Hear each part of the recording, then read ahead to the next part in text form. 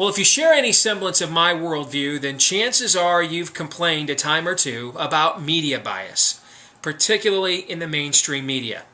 And while I think that is a legitimate cause for concern, one thing I think that maybe we need to do a better job of is thanking those in the mainstream media when they do their jobs, and they do so professionally. That's why today on our daily diatribe, I have come not to bury the Des Moines Register, but to praise it.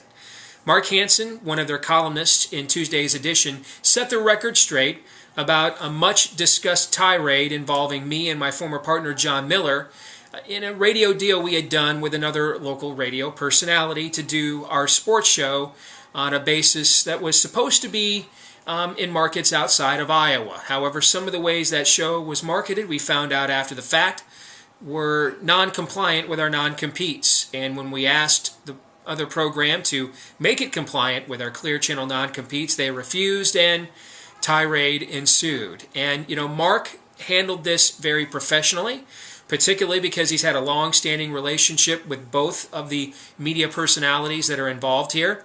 And, Mark doesn't agree with a lot of my worldview, but I think the key here is that he didn't let that get in the way. Because whatever he and I may disagree with or with one another on when it comes to the issues, Mark did a professional job by realizing that in this case, his job wasn't to opine on my belief system or whether or not he agrees with it. His job was just simply to tell a story. And by telling that story, that means the first thing, as they used to say on Dragnet, is just the facts, man. And Mark did that. And he was very prudent in doing that. And he checked, and he even double-checked with me on my quotes, on the facts pertaining to what went down with this deal. And I will just tell you, I deal with a lot of media, and that doesn't always happen. And I wanted to thank Mark Hansen for doing that. And I think if those in the mainstream media, maybe you're not interested in getting people like me to consume your products anymore. Maybe you've just decided, we can just be the MSNBC of newspapers, the MSNBC of local news.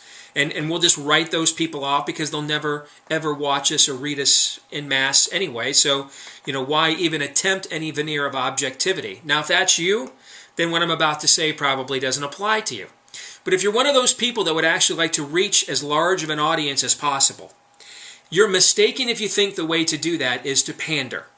I think most of the time what people simply want is honesty and professionalism. And you don't have to necessarily agree with me or people like me or our worldview. But you can be fair. And fair means that you try to get both sides of the story. Fair means when there's a dispute about objective facts, that you try to get the truth of which of those facts is actually factual. Doesn't mean you necessarily have to agree with every single worldview. Doesn't mean you are necessarily objective. I'm not sure that kind of objectivity is capable for anybody not named Jesus. We're human beings. We're fallen creatures. We all come at this subjectively. I do the same.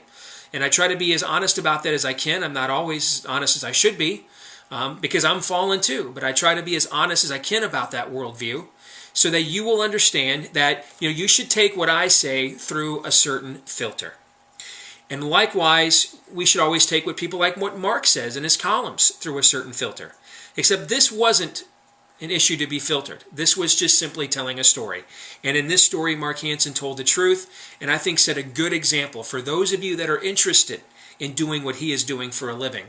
And I wonder if more people treated the news, within the news, the way Mark Hansen treated the story, if maybe news divisions and newspapers might not be in as dire of a financial situation as many of them are right now across the country. I want to thank you for tuning in here at stevedeace.com. You can email me, steve@stevedeace.com. Leave a comment here on this video if you'd like. Follow us on Facebook at Steve Deace. Steve_Deace is also how you can follow us on Twitter.